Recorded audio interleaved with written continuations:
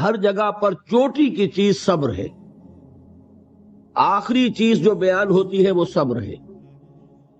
سورۃ العصر میں آخری بات وَتَوَاصَوْا بِالصَّبْرِ یا ایھا الذین آمنوا استعینوا بالصبر والصلاۃ، اے ایمان والو مدد حاصل کرو صبر سے اور نماز سے۔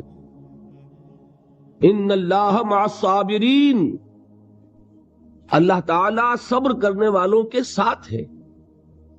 اور پھر آگے چل کر وَبَشِّرِ الصَّابِرِينَ الَّذِينَ إِذَا أَصَابَتْهُمْ مُصِيبَةٌ قَالُوا إِنَّا لِلَّهِ وَإِنَّا إِلَيْهِ رَاجِعُونَ، اے نبی بشارت دیجئے، خوشخبری دیجئے ان صبر کرنے والوں کو کہ جن پر جب بھی کوئی تکلیف یا مصیبت نازل ہوتی ہے تو کہتے ہیں کہ ہم اللہ ہی کے ہیں اور اللہ ہی کی طرف ہمیں لوٹ جانا ہے۔ صبر کا مفہوم ہے اپنے آپ کو تھامنا، روکنا، برداشت کرنا، تحمل کرنا، اور جو بھی اپنا ایک طے شدہ مقصد ہے کسی بھی مخالفت سے بددل ہوئے بغیر، کسی بھی تکلیف یا مصیبت سے ہراساں ہوئے بغیر اس کی طرف پیش قدمی کیے چلے جانا۔ بڑی سخت سردی پڑ رہی ہے، فجر کا وقت ہے، گرم پانی کا اہتمام نہیں ہے، اب اس وقت فجر کی نماز کے لیے اٹھنا، ٹھنڈا پانی اگر ہے تو وضو تو کرنا ہوگا، اس ٹھنڈے پانی سے وضو کرنا، اس وقت لحاف سے نکلنا ہی بہت مشکل، ٹھنڈے پانی سے وضو کرنا اور مصیبت۔ یہ جب تک انسان میں صبر کا مادہ نہ ہوگا ممکن ہی نہیں۔ اس کو کہیں گے صبر علی الطاعہ، اطاعت پر صبر کرنا۔ ناگواری محسوس ہو رہی ہے لیکن اس ناگواری کو برداشت کرتے ہوئے انسان اللہ کے حکم کے اوپر جمع رہے، اللہ کے حکم پر عمل کرے۔ یہ کیا ہے؟ یہ صبر ہے۔ اگر یہ صبر نہیں ہے تو ظاہر بات ہے کہ انسان اللہ کے اس حکم پر عمل نہیں کر سکے گا۔ صبر کا مادہ نہیں ہوگا تو آپ کام نہیں کر سکیں گے۔ اور اسی کا ایک دوسرا رخ ہے، جب آپ دعوت حق کے لیے کھڑے ہوں گے پہلا قدم کیا آتا ہے؟ استہزاء، تمسخر، مذاق اڑانا، جس کی میں مثال اب دینا چاہتا ہوں محمد الرسول اللہ صلی اللہ علیہ وسلم کی شخصیت سے۔ دیکھیے ہم کیا اور ہماری بساط کیا، ہم کیا مبلغ ہوں گے، کیا داعی ہوں گے، ہمارے اپنے دامن پر داغ ہوتے ہیں، لیکن یہ کہ محمد الرسول اللہ کے دامن پر کوئی داغ تھا؟ ان کو تو سارے مکے والے الصادق الامین کہتے تھے، نہایت محبوب شخصیت تھے، ان کے لیے تو جا صادق، جا الامین، یہ الفاظ سننے میں آتے تھے، آنکھوں کا تارا۔ لیکن جب آپ نے دعوت اب شروع کی، اب قرآن مجید میں دیکھیے کسی نے کہا مجنون ہو گئے، دماغ خراب ہو گیا، پاگل ہو گئے، اجی شاعر ہیں، کچھ شعر جوڑ لیتے ہیں، ہم پر دھوک جماتے ہیں۔ کسی نے کہا ساحر ہیں، کچھ جادو سیکھ لیا ہے۔ یہاں تک کہ ایسے بدبخت بھی پیدا ہوئے، قرآن میں ہے ساحر کذاب، سحر کرنے والا جادوگر نہایت جھوٹا۔ یہ الفاظ کہے جا رہے ہیں کس کی شان میں؟ محمد الرسول اللہ صلی اللہ علیہ وسلم۔ قرآن میں نقل کیا گیا یا ایھا الذی نزل علیہ الذکر انک لمجنون۔ کبھی آپ نے اس کا ترجمہ سوچا؟ اے وہ شخص، دیکھیے تصور کیجئے حضور جا رہے ہیں، تشریف لے جا رہے ہیں، کسی دعوت میں ہے، تبلیغ میں، یا ویسے ہی تشریف لے جا رہے ہیں، اور کوئی ایک جمگھٹا ہے لوگوں کا، ادھر سے فقرہ آتا ہے، تیر کی طرح لگتا ہے دل میں جا کر محمد کے صلی اللہ علیہ وسلم۔ اے وہ شخص جس کا یہ خیال ہے کہ اس پر کوئی ذکر نازل ہو رہا ہے، ہمارے خیال میں تو تمہارا دماغ خراب ہو گیا۔ یا ایھا الذی نزل علیہ الذکر انک لمجنون، کہا کہ نہیں کہا؟ اور یہ نہ سمجھیے کہ حضور صلی اللہ علیہ وسلم کے قلب مبارک کو تکلیف نہیں ہوتی تھی۔ میں قرآن سے ثابت کروں گا، میں کہیں کوئی کہانیاں بیان نہیں کرنا چاہتا۔ قرآن نے کہا ہے وَلَقَدْ نَعْلَمُ أَنَّكَ يَضِيقُ صَدْرُكَ بِمَا يَقُولُونَ، اے نبی ہمیں خوب معلوم ہے صلی اللہ علیہ وسلم کہ جو کچھ یہ لوگ کہہ رہے ہیں اس سے آپ کا سینہ بھجتا ہے، یہ جو گھٹن ہوتی ہے، صدمہ ہوتا ہے، انکا یضیق صدرک بما یقولون، ہمیں خوب معلوم ہے کہ جو کچھ یہ باتیں آپ کو سننی پڑ رہی ہیں، یہ کڑوی کسیلی باتیں، یہ جو فقرے چست ہو رہے ہیں، استہزاء ہو رہا ہے، تمسخر ہو رہا ہے۔ سورہ حجر میں ہے، ایک جگہ کھڑے ہوئے لوگ قرآن کا مذاق اڑا رہے ہیں، بھائی فلاں آیت تم لے جانا، فلاں آیت میری ہوگی، اس کے ٹکڑے کر رہے ہیں، اس کے ٹکڑے حصے بکھرے کر کے قیمہ بنا کر ان آیات کا تمسخر اڑا رہے ہیں۔ ایک جگہ قرآن مجید میں مذکور ہے کہ فرشتوں کا مذاق اڑ رہا ہے، بھائی یہ دیکھو محمد نے کہا ہے صلی اللہ علیہ وسلم کہ جہنم پر تو کل 19 فرشتے ہیں، علیہا 19 قرآن میں آیت نازل ہوئی۔ ایک پہلوان کہتا بھائی 10 کو تو میں سنبھال لوں گا، باقی 9 کا تم انتظار کر لو۔ یہ باتیں آ رہی ہیں حضور کے کانوں میں، کلام الہی کے ساتھ کیا سلوک ہو رہا ہے، مجھ پر کیا فقرے چست کیے جا رہے ہیں، مجھ پر جس طریقے سے استہزاء اور تمسخر کا رویہ اختیار کیا گیا ہے، دل بھچ رہا ہے، دل میں صدمہ ہے۔ دیکھیے سورہ نون ہے، اور میرے نزدیک یہ دوسری وحی ہے جو حضور پر نازل ہوئی ہے، اس کی ابتدائی آیات، نون والقلم وما یسطرون ما انت بنعمت ربک بمجنون وان لک لاجرا غیر ممنون وانک لعلی خلق عظیم فستبصر ویبصرون بأیکم المفتون ان ربک هو یعلم بمن ضل عن سبیلہ وهو اعلم بالمہتدین۔ نون، قسم ہے قلم کی اور جو کچھ یہ لکھتے ہیں۔ اے نبی آپ اپنے رب کی نعمت سے مجنون نہیں ہیں۔ یہ کیوں کہا جا رہا ہے؟ حضور کو جو صدمہ پہنچا ہے وہی نازل ہوئی ہے دل جوئی کے لیے، تسلی کے لیے۔ آپ کیوں برا منا رہے ہیں؟ اے نبی آپ کیوں صدمہ اور رنج اور اندوہ محسوس کر رہے ہیں؟ ان بدبختوں کے کہنے سے کوئی آپ مجنون ہو جائیں گے؟ مانتا بے نعمت رب کا بھی مجنون وَإِنَّ لَكَ لَأَجْرًا غَيْرَ مَمْنُونَ، آپ کو جو یہ صبر کرنا پڑ رہا ہے، آپ کو جو یہ جھیلنا پڑ رہا ہے، اس کی وجہ سے آپ کو وہ اجر ملے گا جس کا سلسلہ کبھی منقطع نہیں ہوگا۔ وَإِنَّكَ لَعَلَىٰ خُلُقٍ عَظِيمٍ، اور اے نبی آپ تو خلق عظیم کے حامل ہیں۔ آپ کا اخلاق، آپ کا کردار، آپ کی سیرت، آپ کی شخصیت میں طہارت، نفاست، پاکیزگی، آج تک دنیا نے کوئی پاگل، کوئی مجنون ایسا بھی دیکھا؟ یہ ساری باتیں اللہ تعالیٰ حضور کی دلجوئی کے لیے فرما رہے ہیں۔ اس سے آپ اندازہ کیجئے کہ کتنا صدمہ ہوتا ہوگا۔ یہی ہے، اس ساری چیز کو جمع کیجئے تو یہ چیز کیا ہے؟ وَاصْبِرْ عَلَىٰ مَا يَقُولُونَ وَاهْجُرْهُمْ هَجْرًا جَمِيلًا، صبر کرو اے نبی، صبر کرو اے محمد صلی اللہ علیہ وسلم، جھیلو اور برداشت کرو اس پر جو یہ کہہ رہے ہیں۔ یریدون لیطفئوا نور اللہ بافواہہم، یہ چاہتے ہیں کہ اللہ کے نور کو اپنے منہ سے بجھا دے، پھونکے مار کے ہی بس۔ نور خدا ہے کفر کی حرکت پہ خندہ زن، پھونکوں سے یہ چراغ بجھایا نہ جائے گا۔ یریدون لیطفئوا نور اللہ بافواہہم واللہ متم نورہ ولو کرہ الکافرون، یہ چاہتے ہیں کہ اپنے منہ کی پھونکوں سے اللہ کے نور کو بجھا دیں، حالانکہ اللہ تعالیٰ تو اپنے نور کا اتمام فرما کر رہے گا، خواہ ان کافروں کو کتنا ہی ناگوار ہو۔ اس کی ترجمانی ہے نور خدا ہے کفر کی حرکت پہ خندہ زن، پھونکوں سے یہ چراغ بجھایا نہ جائے گا۔ یہی وجہ ہے، دیکھیے مکی صورتوں میں خود نبی اکرم صلی اللہ علیہ وسلم کو اتنے مختلف پیرایوں میں صبر کا حکم دیا گیا۔ کچھ مثالیں میں دے چکا ہوں، وَلِرَبِّكَ فَاصْبِرْ، اسی طریقے سے وَاصْبِرْ كَمَا صَبَرَ أُولُو الْعَزْمِ مِنَ الرُّسُلِ، اے نبی صبر کیجئے جیسے کہ صبر کیا ہمارے اولو العزم رسولوں نے۔ وَاصْبِرْ وَمَا صَبْرُكَ إِلَّا بِاللَّهِ، اے نبی صبر کیجئے اور آپ کا صبر تو اللہ ہی کے سہارے ہے۔ وَاصْبِرْ لِحُكْمِ رَبِّكَ، یہ سورہ نون جس کی ابتدائی آیات میں نے آپ کو سنائی، نون والقلم وما یسطرون ما انت بنعمت ربک بمجنون.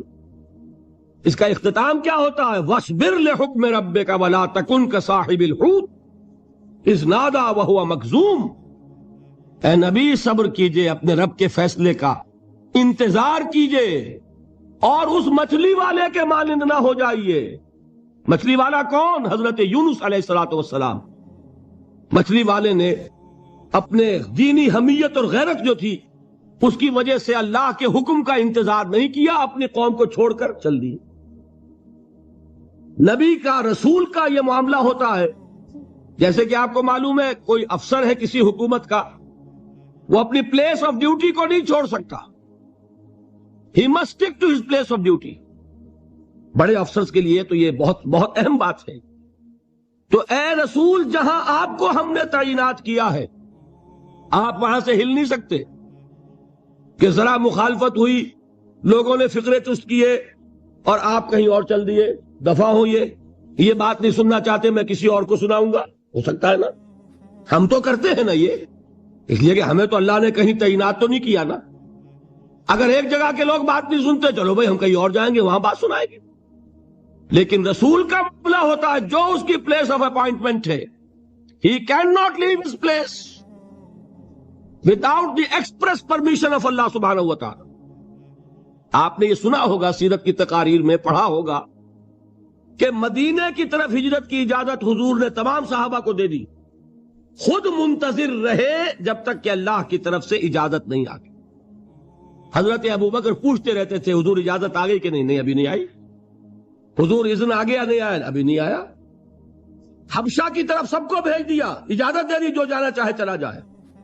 حضور کی صاحبزادی جو حضرت عثمان کے نکاح میں تھی وہ بھی ہجرت کر رہی، لیکن حضور تو نہیں گئے. رسول نہیں چھوڑ سکتا اپنی جگہ کو. یہاں تک کہ تمام تقریباً صحابہ چلے گئے، حضور رہ گئے، حضرت ابوبکر رہ گئے، حضرت علی رہ گئے. اور حضرت ابوبکر پوچھ رہے ہیں بار بار اجازت آئی یا نہیں؟ نہیں ابھی نہیں آئی. حضرت عائشہ نے واقعہ بیان کیا کہ ایک روز اچانک دوپہر کے وقت ہم نے دیکھا کہ حضور نے اپنے پورے جسم کو ڈھانپا ہوا ہے، چہرے کو بھی کپڑے میں ڈھانکا ہوا ہے اور تشریف لا رہے ہیں. یہ اس میں تعجب کی بات یہ کہ عرب میں آج بھی آپ کو معلوم ہے کہ یہ چیز جو ہے ان کی روایات کے خلاف ہے کہ دوپہر کے وقت کوئی کسی سے ملنے جائے. یہ وقت جو ہے قیلولے کا ہے، آرام کا ہے. تو ٹھیک دوپہر کے وقت تشریف لائے حضور. آپ نے آ کے حضرت ابوبکر سے فرمایا کہ اجازت آ گئی ہے. حضرت ابوبکر نے بہت خوش ہو کر ایک بات کہی، حضور میں نے 2 اونٹنیاں تیار کی ہوئی ہیں. یعنی اب آپ وہ تو سوچتے تھے نا شاباش ملے گی کہ میں نے تیاری کی ہوئی ہے. میں نے 2 اونٹنیوں کو خوب کھلا پلا کے فربا کیا ہوا ہے، بڑی توانا ہے تاکہ ہم تیزی کے ساتھ سفر کر سکیں. حضور نے توقف کیا، فرمایا ہاں ٹھیک ہے، 1 اونٹنی میں استعمال کروں گا لیکن میں اس کی قیمت ادا کروں گا. حضرت ابوبکر کی آنکھوں میں آنسو آ گئے. روتے ہوئے کہا حضور مجھ سے یہ مغایرت، کیا یہ جان اور مال کسی اور کے لیے ہے؟ آپ مجھ سے بھی کہہ رہے ہیں میری اونٹنی جو ہے وہ بھی بلا معاوضہ آپ قبول نہیں فرما رہے. یہ ہے محمد الرسول اللہ کی غیرت اور حمیت کا معاملہ. اب دیکھیے ایک بات عجیب ہے، یہ ربط اپنے ذہن میں رکھیے. اللہ تو صبر کی تلقین کر رہا ہے اپنے رسول کو، اور رسول یہی تلقین کر رہے ہیں اپنے صحابہ کو. صبر کرو، جھیلو، برداشت کرو، ہاتھ مت اٹھانا، کوئی جوابی کارروائی نہیں ہوگی، بلکہ اپنے اوپر جھیلو جو کچھ جھیلنا ہے، ڈٹے رہو، پیچھے مت ہٹنا، یہ صبر ہے. لیکن ہاتھ اٹھانے کی اجازت نہیں. چنانچہ اب ذرا چشم تصور سے دیکھیے، ابو جہل اس نے جو بدترین روش اختیار کی، وہ ایک خاندان تھا حضرت یاسر، ان کی اہلیہ حضرت سمیہ، اور ان کے فرزند حضرت عمار رضی اللہ تعالی عنہم. یہ غلام نہیں تھے. حضرت سمیہ تو کنیز تھیں لیکن یاسر غلام نہیں تھے. ان کی کہانی یہ ہے، واقعہ یہ ہے کہ یہ بہت نیک آدمی تھے. یاسر یمن کے باشندے.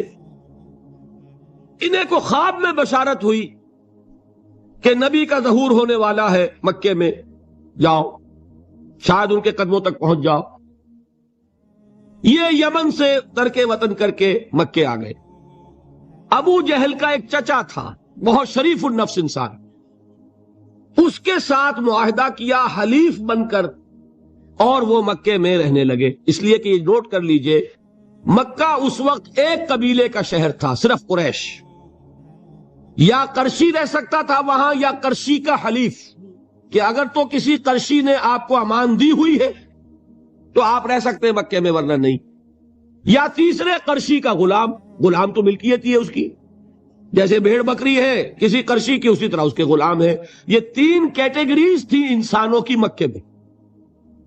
اسی کو نوٹ کیجئے کہ جو بیچارے غلام تھے وہ سب سے زیادہ ستائے گئے، اس لیے کہ غلاموں کے تو حقوق ہی کوئی نہیں تھے۔ بلال غلام تھے، ابو فقی غلام تھے، زنیرہ ایک کنیز تھی، ان کو جو ماریں پڑی ہیں اس کا آپ کو معلوم ہے۔ حضرت بلال کے ساتھ جو کچھ امیہ ابن خلف نے کیا، کہ جس طریقے سے کہ حیوانوں کی لاشیں جو ہے کھینچ کر گھسیٹ کر لے جائی جاتی ہیں، ان کی گردن میں رسی ڈال کر گھسیٹتے، اسی طریقے سے حضرت بلال کے گردن میں رسی ڈال کر پھر دوپہر کے وقت مکے کی سنگلاخ گلیوں کے اندر گھسیٹا جاتا تھا۔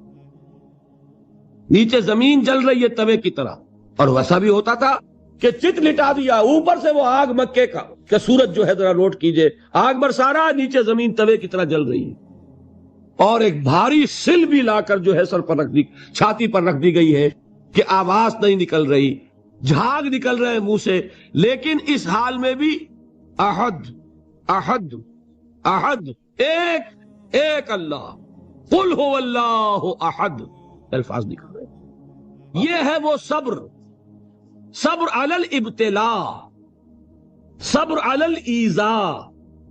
یہ ابتلاء اور ایذاء پر صبر ہے، جھیلو برداشت کرو، اس توحید پر قائم رہو، محمد کی رسالت کے اقرار کرتے رہو صلی اللہ علیہ وسلم، لیکن ہاتھ نہیں اٹھانا۔ اب میں آپ کو بتا رہا تھا یہ تو غلام تھے، یہ جو تھے یاسر یہ حلیف تھے، غلام تو نہیں تھے نا۔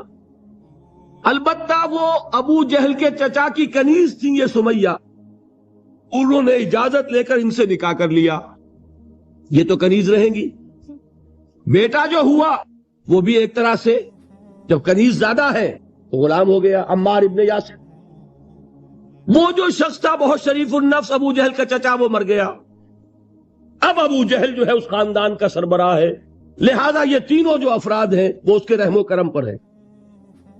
یاسر کو بھی پروٹیکشن اگر ہے تو ابو جہل کی ہے، ابو جہل جو چاہے کرے، اور سمیہ تو کنیز ہے ہی، اس کا تو کوئی حق ہے ہی نہیں، جو چاہے کرے، اور عمار ان دونوں کا بیٹا ہے، لہذا بدترین معاملہ کیا ابو جہل نے ان تین افراد کے ساتھ۔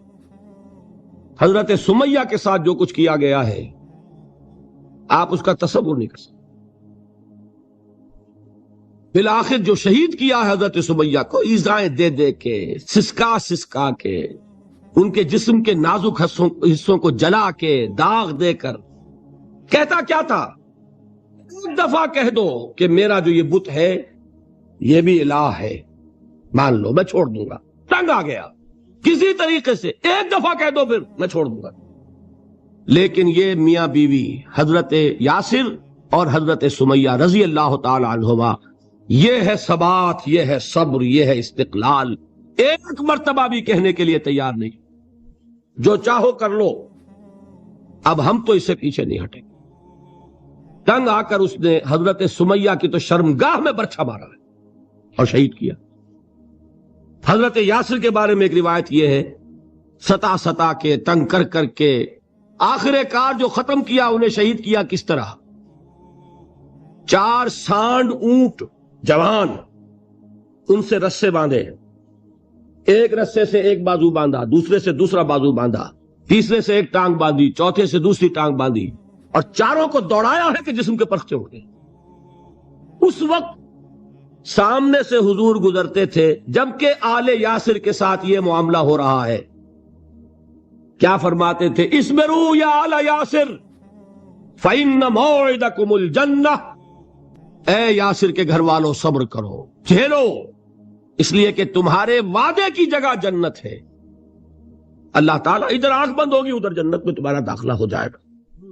یہ ہے تواصوا بالصبر والعصر ان الانسان لفی خسر. یہ تواصوا بالصبر پر کون عمل کر رہا ہے؟ محمد الرسول اللہ صلی اللہ علیہ وسلم. دے تو بھی محمد کی صداقت کی گواہی. یہ صداقت کی گواہی دیتے ہوئے انہوں نے اپنی جانیں دے دی.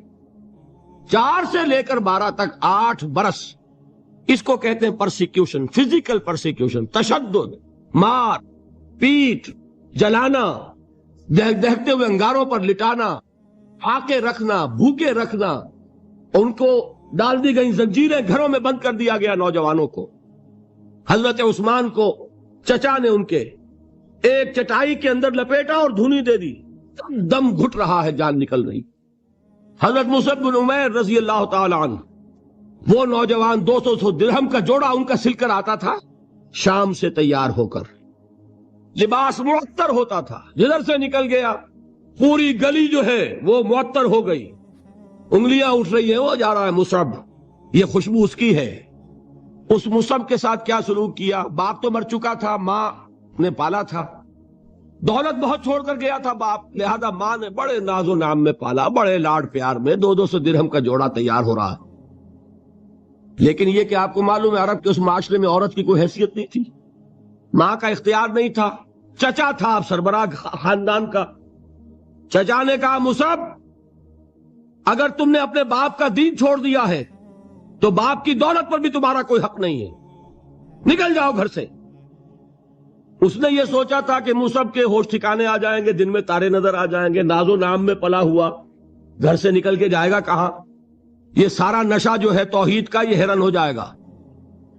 حضرت مصعب کا جواب بالکل برعکس تھا. اچھا ٹھیک ہے چچا جان، میں گھر چھوڑتا ہوں. وہی بات جو کبھی کہی تھی ابراہیم نے. باپ نے کیا کہا تھا؟ واجرنی ملیہ، جاؤ چلے جاؤ، دفع ہو جاؤ میری نگاہوں سے. حضرت ابراہیم نے کیا جواب دیا تھا؟ سلام علیک ساستغفر لک ربی انہ کان بی حفیہ. اچھا ابا جان آپ کا حکم یہی ہے تو میں چلتا ہوں، آپ پر سلامتی ہو، میرا رب مجھ پر بڑا مہربان ہے، میں اس سے آپ کے لیے استغفار کروں گا. چل دیے. یہی جو ہے حضرت ابراہیمی کی نسل ہے نا قریش. آج ابراہیم کے ایک بیٹے کے ساتھ وہی معاملہ ہو رہا ہے مصعب کے ساتھ، اور مصعب چلنے کے لیے تیار ہو گئے. چچا نے سوچا میں سمجھتا تھا کہ ہوش ٹھکانے آ جائیں گے، یہ تو تیار ہو گیا نکلنے کے لیے. غصے میں آ کے اگلی بات کہی، یہ کپڑے جو پہنے ہوئے تم نے یہ بھی اسی مشرک باپ کی کمائی کے ہیں، اتارو ان کو. وہیں کپڑے اتارے، مادر زاد برہنہ گھر سے نکالے گئے. ماں کے پاس پہنچے، ماں نے آنکھوں پر ہاتھ رکھے. مصعب کیا ہوا؟ ماں سے کہتے ہیں کہ ماں میں موحد ہو گیا. اور وہاں سے گئے، پھر حضور کی خدمت میں کپڑے کہیں سے مانگے ہوں گے. یہ مصعب ہیں 200 درہم کا جوڑا پہننے والے. جب حضور پر مدینے کے 12 افراد ایمان لائے تھے، بیعت عقبہ اولیٰ ہوئی، انہوں نے کہا کہ حضور ہمیں کوئی شخص اپنا ایسا شاگرد دیجئے جو ہمیں قرآن پڑھا سکے. حضور نے حکم دیا مصعب جاؤ، اب مدینے جاؤ، یثرب جاؤ، یثرب والوں کو قرآن پڑھاؤ، انہیں تبلیغ کرو. مصعب گئے ہیں وہاں، 1 سال کی کمائی 75 افراد لا کر حضور کے جھولی میں اگلے سال ڈال دیے کہ حضور یہ میری 1 سال کی کمائی ہے. 72 مرد 3 عورتیں. بہرحال وہ مصعب بن عمیر ہیں جو غزوہ احد میں شہید ہوئے، اور جب شہید ہوئے تو ان کے جسم پر صرف ایک چادر تھی. یہی چیزیں ہیں اصل میں کہ جو ہمارے دلوں کو منور کرنے والی ہیں نور ایمان سے. وہ علم بردار تھے غزوہ احد میں، جھنڈا مسلمانوں کا ان کے پاس تھا. ایک ہاتھ پر ایک شانے پر وار پڑا، ہاتھ کٹ گیا، دوسرے سے تھاما، دوسرے پہ کٹ گیا، اب دونوں حصوں کے بچے ہوئے ٹکڑوں سے جھنڈے کو تھاما، گرنے نہیں دیا، یہاں تک کہ شہید ہو گئے. گرے ہیں تو جھنڈا گرا ہے. شکل میں حضور سے بہت مشابہ تھے. خبر اڑ گئی کہ محمد شہید ہو گئے صلی اللہ علیہ وسلم. یہ مصعب بن عمیر کا واقعہ ہے. جب ان کو اب دفن کرنے کا وقت آیا، اور شہید کے لیے کفن جو ہے اس کا وہی لباس ہوتا ہے جو شہادت کے وقت ہو. حضور کے سامنے ایک پرابلم پیش کیا گیا. حضور مصعب کے جسم پر تو ایک چادر تھی، اور وہ چادر بھی اتنی چھوٹی ہے، یعنی 2 گز کی چادر بھی نہیں ہے. اس سے اگر سر ڈھانپتے ہیں مصب کا تو پیر کھل جاتے ہیں، پیر ڈھانپتے ہیں تو سر کھلتا ہے، کیا کریں؟ حضور نے فرمایا سر ڈھانپ دو چادر سے اور پیروں پر گھاس ڈال دو۔ یہ آخری لباس ہے جو محمد کے اس دیوانے کو اس دنیا سے رخصت ہوتے ہوئے ملا ہے، جس کا 200 درہم کا جوڑا چلتا تھا۔ یہ ہے صبر۔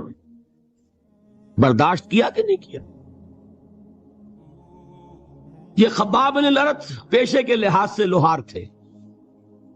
سوچئے ایک زندہ انسان کو دہتے ہوئے انگاروں پر لٹایا جا رہا ہے، ان انگاروں سے کھال جلی، کمر کی چربی پگھلی، اس پگھلنے والی چربی سے وہ انگارے ٹھنڈے پڑے۔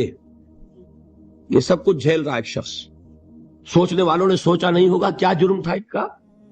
تو بڑا شریف آدمی ہے، بہت اچھا کاریگر ہے، وقت پر کام دیتا ہے، مناسب اجرت لیتا ہے، یہ کیا ہوا؟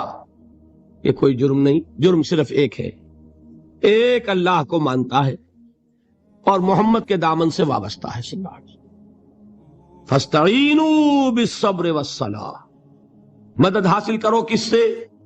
صبر سے اور نماز سے۔ ان اللہ مع الصابرین، جان لو کہ اللہ تعالیٰ صبر کرنے والوں کے ساتھ۔ وَلَا تَقُولُوا لِمَنْ يُقْتَلُ فِي سَبِيلِ اللَّهِ أَمْوَاتٌ، اور ہرگز نہ کہو اسے جو اللہ کی راہ میں قتل ہو جائے کہ وہ مردہ ہے۔ بل احیاء ولکن لا تشعرون، نہیں، وہ زندہ ہے لیکن تمہیں ان کا شعور نہیں ہے۔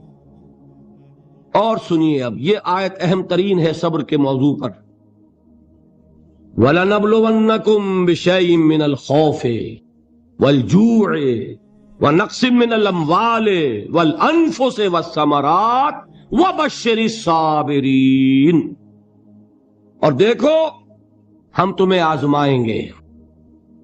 وَلَنَبْلُوَنَّكُمْ، ہم لازماً آزمائیں گے تمہیں، بِشَيْءٍ مِّنَ الْخَوْفِ، خوف کی کیفیت طاری کر کے، والجوع، بھوک، فقر اور فاقہ، ونقص من الاموال، مالی نقصان، والانفس، جانی نقصان، والثمرات، اور ثمرات، پھلوں اور میووں کا نقصان۔